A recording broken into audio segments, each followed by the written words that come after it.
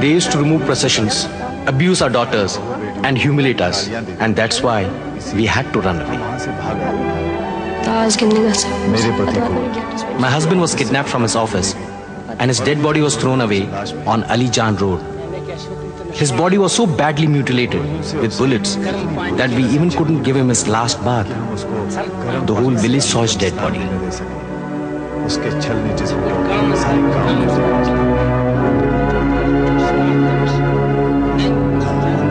Women are sufferers in another way also, because the young people who have married can't enjoy a family life.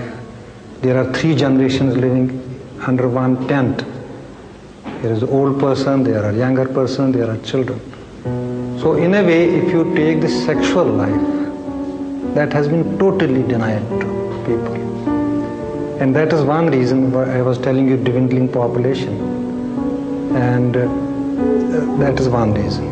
Another is because you don't have the means to survive. You don't want the children to come. If you can't fend for yourself, you can't make 2 ends meet. How will you provide milk to the child? How will you provide clothing to the child? How will you provide Medicare to the child? Now children, when they grow, they need all these things. They need food, they need clothing, they need schooling. None of this is existing. The years went by. It is now 12 years since. The 350,000 Kashmiri Pandits are still languishing in camps. What a shame.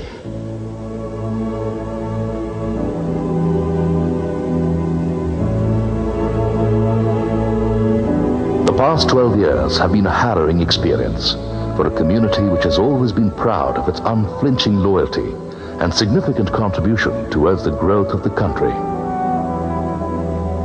Every single Kashmiri Pandit is a living example of misery, neglect, despair, and deprivation.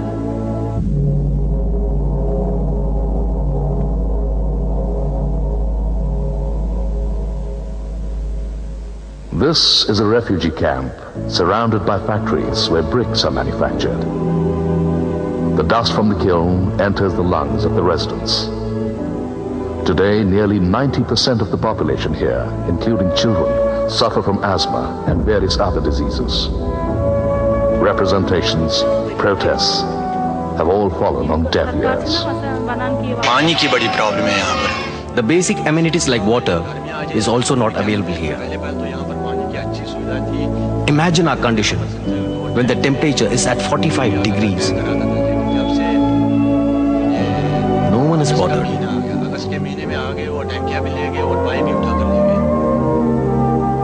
In spite of repeated offers of coexistence and pluralism, the Kashmiri Muslims have failed to see sense.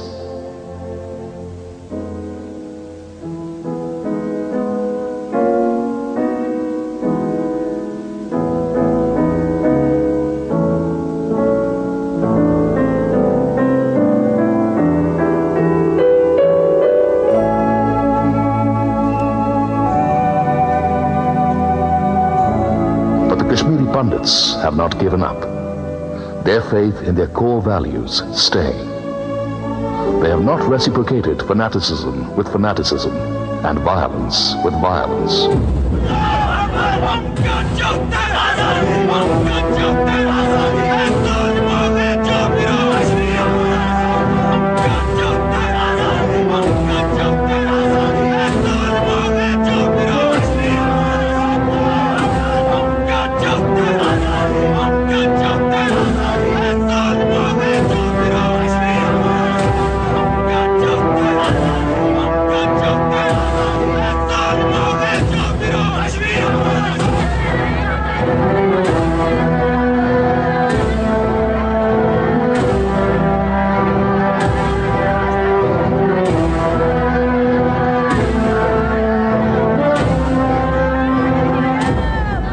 More than 20,000 people have died in the camps and elsewhere after the forced exodus from the valley.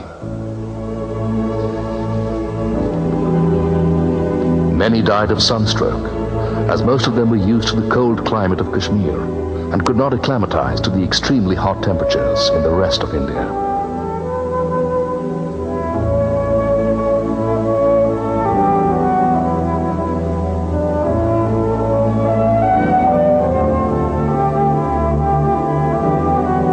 Heart attacks and accidents, which have been mainly attributed to extreme psychological trauma, were the other main causes. The diaspora they underwent to find a livelihood in various parts of the country fractured the cohesiveness of the displaced families.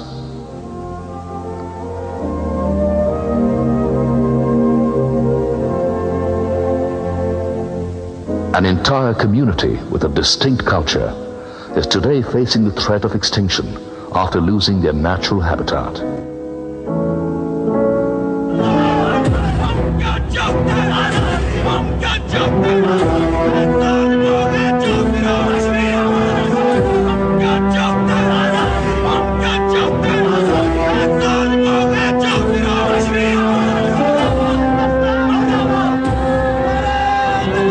Terrorism in Kashmir is an ideological struggle with specified political commitments which are fundamentalist and communal in character. The major dimension of the terrorist violence in Kashmir is the terrorist commitment to the extermination and subjugation of the Hindus in the state. Because the Hindus and the other minorities do not subscribe to the idea of separating from India, nor do they agree to be governed by a state which derives its authority from the law and precedents of Islamic Nizam-e-Mustafa. Kashmiri Pandits have always been at the forefront of the struggle against secessionism, communalism, and fundamentalism. Hence, this peace-loving, highly literate minority with a modern outlook have become the main victims of terrorist violence.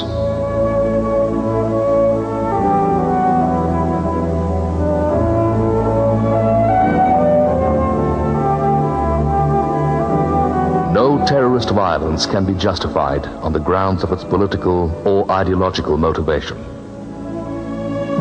Terrorist violence in the valley is not a freedom struggle at all, and the ethnic cleansing of Kashmiri Pandits from Kashmir is a clear testimony to this fact. Who has come here to ask us what has happened to my son? He has been killed, leaving behind his wife and child, crying.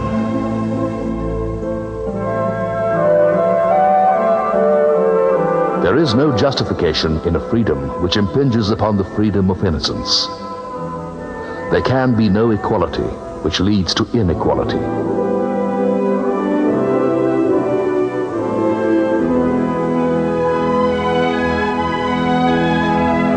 Leading international human rights organizations like Amnesty International, Asia Watch, and others have yet to take proper cognizance of the genocide perpetuated on Kashmiri Pandits.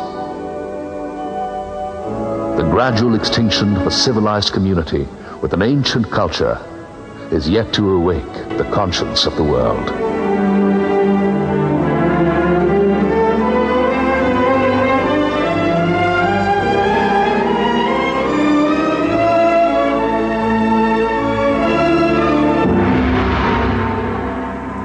This wouldn't have happened if America would have heard our screams 12 years back. This wouldn't have happened if America wouldn't have called terrorists in Kashmir freedom fighters.